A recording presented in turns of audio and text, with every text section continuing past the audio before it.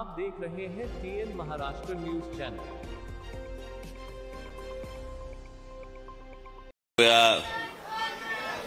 पक्षाच्या महाराष्ट्र नवनिर्माण सेनेच्या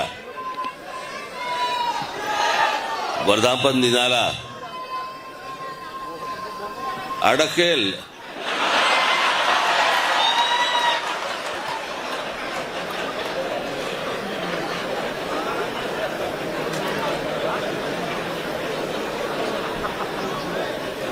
पाणी तर पाणी तर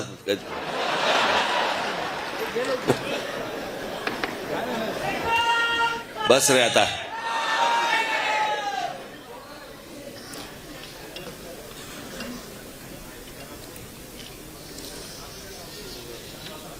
आत्ताच ज्यांचं भाषण आपण सर्वांनी ऐकलं ते आदरणीय डॉक्टर सदानंद मोरे सर आणि माझ्या जमलेल्या सर्व महाराष्ट्र नवनिर्माण सेनेच्या माझ्या सर्व सहकारी बांधवांनो आणि भगिनींनो,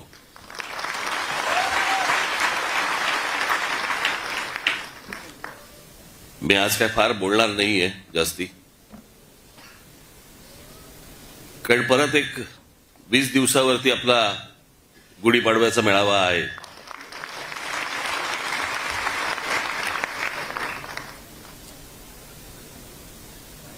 आता तिकडे जर समजा मी दांडपट्टाच फिरवणार असेल तर चाकूसुरे कशाला काढू आता मी?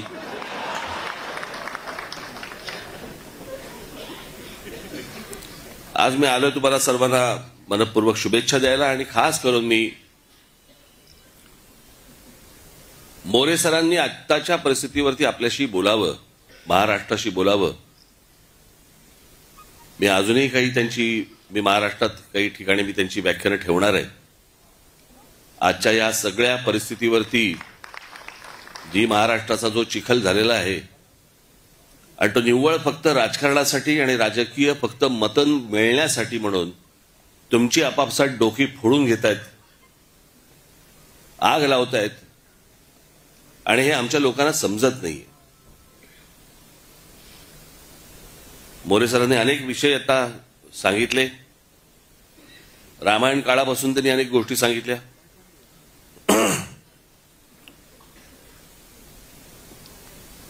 सर एक छोटीशी गोष्ट सांगतो, काळ कसा बदलला।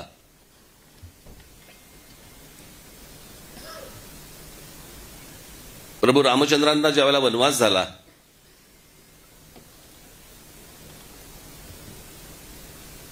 चौदा वर्षाचा झाला, तिथून ते निघाले, बरोबर लक्ष्मण सीतामाई सगळ्यांना घेऊन निघाले। मग दंडकारण्यत आले, नाशिकला आले। आपण मगाशी नाशिकचाही उल्लेख केलात की कोणीतरी हंटर बोलला होता ना, हंटर तिला महाराष्ट्राची राजधानी करावी नाशिक। आजचं महाराष्ट्राचं राजकारण पाहता त्याला हंटरने फोडला असता। राजधानी नाही, आमची राजधानी, आमच्याकडे करा, आमच्याकडे करा। पण रामचंद्र निघाले, मग ते दंडकारण्यनंतर पुढचा तुम्हाला सगळं माहिती आहे, 14 वर्ष। मग मध्ये रावण आला, मग सीतामाईला घेऊन गेला, मग प्रभू रामचंद्र आणि मग ते लक्ष्मण शोधत होते, शोधता शोधता त्याने ते वाली आणि सुग्रीव मिळाले आणि मग त्यांचं ते युद्ध झालं। मग पुढे हनुमान मिळाले, हनुमानाला घेऊन ते मग तिकडे गेले आणि मग तिथे तो सेतू बांधला, सेतू बांधून ते लंकेत गेले, लंकेत गेल्यावर त्या कुंभकर्णाला मारलं, मग कुंभकर्णानंतर रावणाला मारलं, मग रावणाला मारल्यानंतर सीतामाईला घेऊन ते परत अयोध्येला 14 वर्षानंतर परत आले। मध्ये तो त्यांनी एक सेतू बांधला।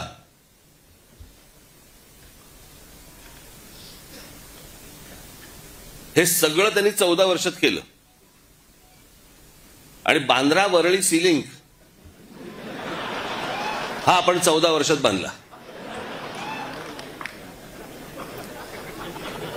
कुठे अयोध्या, कुठे दंडकारण्य, कुठे गेले, तिथून लंकेत गेले, सेतू बितू बांधून गेले, तिथून परत आले, हे सगळं 14 वर्षात घडले। हे सगळे जे काही कामं सुरू आहेत, जेवढ्या काही गोष्टी सुरू आहेत ना, मी त्याचं सविस्तर मी बोलणार 30 तारखेला आपल्याशी।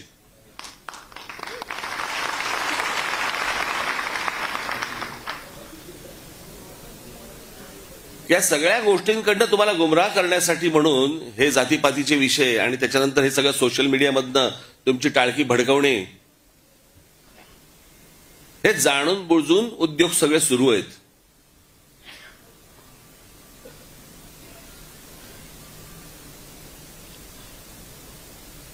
कालच महिला दिन झाला.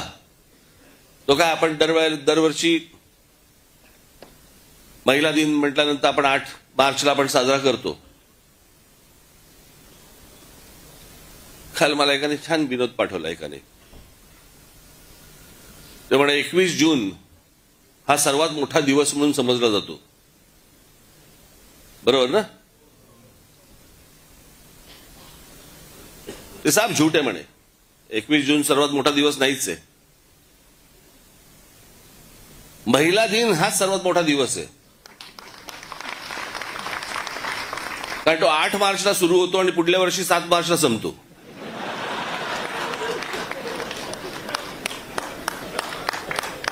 ज्याची ज्याची लग्न झाली असतील प्रत्येकाला हे कळत असेल मी काय म्हणतोय ते.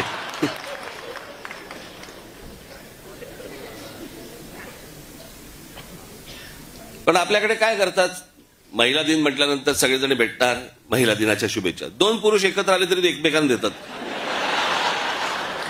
अरे ह्याच्यात महिला कुठे आहे?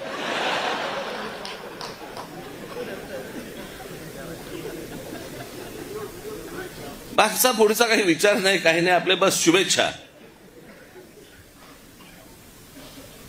इतक्या महिलांचं योगदान आहे आणि खास करून महाराष्ट्रातनं.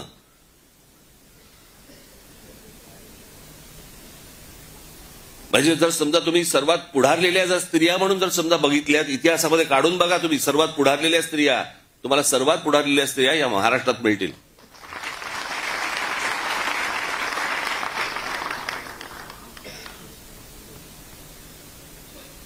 नुसत्या कसल्या शुभेच्छा देतोय आपण? त्यातनं आपण काही घेणार आहोत का? आपण काही त्यातनं विचार करणार आहोत का? आज पक्षाला 19 वर्ष पूर्ण झाली. 19 वर्ष आपली कशी गेली, काय गेली?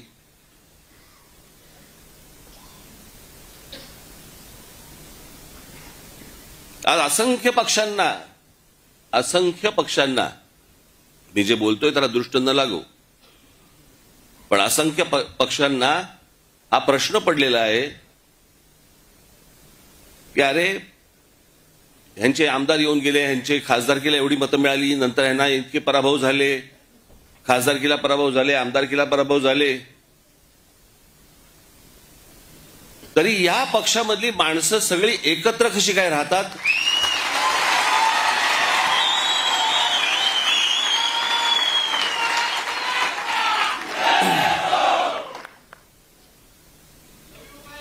फेरीवाले तरी असतात, आपले कष्ट काम करत असतात, कष्टाने काम करत असतात, कष्ट घेत असतात. पण हे आत्ताचे जे राजकीय फेरीवाले आलेत ना, असे फेरीवाले माझ्या पक्षात नाही, आपल्या पक्षात नाही आहेत. आज या फुटपाथवर तिकडनं कोणी डोळा मारला की त्या फुटपाथवर हे असले राजकीय फेरीवाले आपल्याला नाही उभे करायचे आहेत. आपल्याला जे बांधायचंय, आपण खणखणीत दुकान बांधू, फेरीवाले नाही होणार.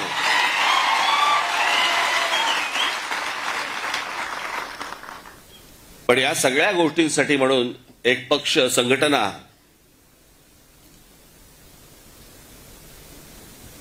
जी सगळ्या ठिकाणी आपली आहेच, पण ती मजबूत करणं जास्ती गरजेचं आहे. खालपर्यंत माझा जो गटाध्यक्ष आहे इथपर्यंत त्याला, त्याच्या घरच्यांना पण वाटलं पाहिजे की नाही माझ्या मुलाची काळजी घेतायत, त्याच्याशी कोणतरी बोलतायत. आणि म्हणून पुढच्या 2 दिवसामध्ये त्याला एक आत्ता आकार दिलेला आहे मी. थोडंसं मी त्याचं एक गोष्ट लिहून आणली होती, पण ती काही आखी नाहीये. हे इथे सगळे जेवढे बसलेले आहेत व्यासपीठावरती, माझ्या सकट प्रत्येकाचं काम काय, तुमच्या सकट खाली आपल्या महाराष्ट्र सैनिकासकट प्रत्येकाचं काम काय असणार, आणि ते दर 15 दिवसाला तपासलं जाणार.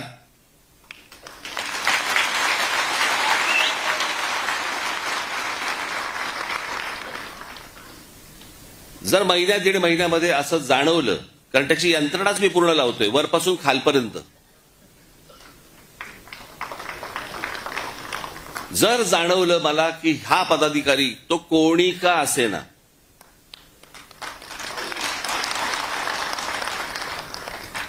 जर मला त्याच्यामध्ये काम चुकारपणा जर समजा दिसला, कळलं का, तर मी त्याला पदावरती ठेवणार नाही. आत्ता सांगून ठेवतो तुम्हाला मी.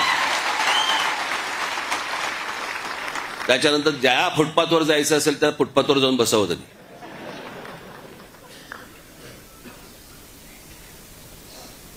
परंतु ती गोष्ट याच्या पुढे ती होणार नाही. मी काल मला सांगितलं कोणीतरी, त्या दिवशी एक मेळावा बैठक लावली होती मुंबईला, आणि काही मुंबईचे शाखाध्यक्ष आणि काही उपविभागाध्यक्ष आणि विभागाध्यक्ष काही हे हजर झाले नाहीत. म्हणजे हजर झाले नाहीत, त्यांची हजेरी घेतली. आणि मग प्रत्येकाला विचारलं, मग काय काय कारण, एक एक घरचे हे आजारी होते, ते होतं काहीतरी. बघ, त्यातल्या 5-6 जणांनी सांगितलं, साहेब कुंभला गेलो होतो. म्हटलं, गधड्यानो करता कशाला पाप.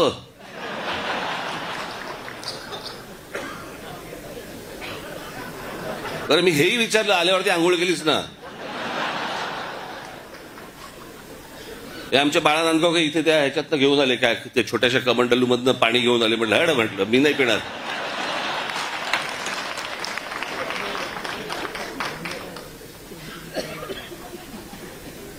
अहो मला सांगा, आता तो सोशल मीडिया आल्या, पूर्वीच्या काळात ठीक होतं. मी त्या सोशल मीडियावरती बघतोय, माणसं तिथे आलेल्या बाया बिया हसतायत,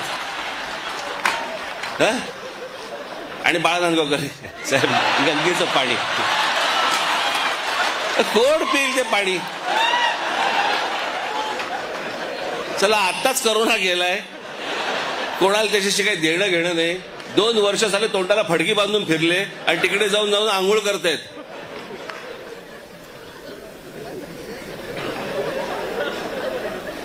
अहो मला माहितीये, मी कित्येक स्विमिंग पूल बघितले असे जे सुरुवातीला उद्घाटनाच्या वेळेला निळे होते,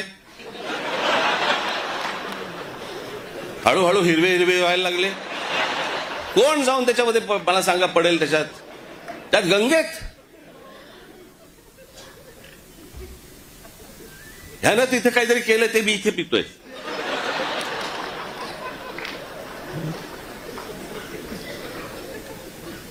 श्रद्धेला पण काय अर्थ आहे की नाही. एक नदी या देशामधली स्वच्छ नाहीये, एक नदी. आणि आम्ही काय नदीला माता. परदेशामध्ये आम्ही अनेकदा जातो, त्यावेळेला बघतो तिकडच्या नद्या स्वच्छ नद्या, ते काय तिकडे माता बिता म्हणत नाहीत, तरी नद्या स्वच्छ. आमच्याकडे सगळं पोल्युशनचं पाणी आतमध्ये, कोणी आंघोळ करतायत, कोणी कपडे धुतायत, काय वाटेल ते चालू आहे. राजीव गांधी असल्यापासून ऐकतोय मी, गंगा साफ होणार.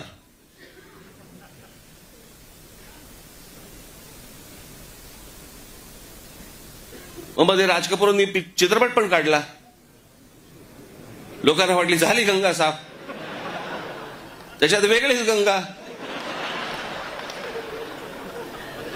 लोक म्हणाले, अशी जर गंगा साफ असेल तर आम्ही पण आंघोळ करायला तयार आहोत. अजून पण गंगा काय साफ व्हायला तयार नाही. त्या सगळ्या श्रद्धा अंधश्रद्धेतनं बाहेर या जरा, सगळ्यातनं डोकी हलवा नीट.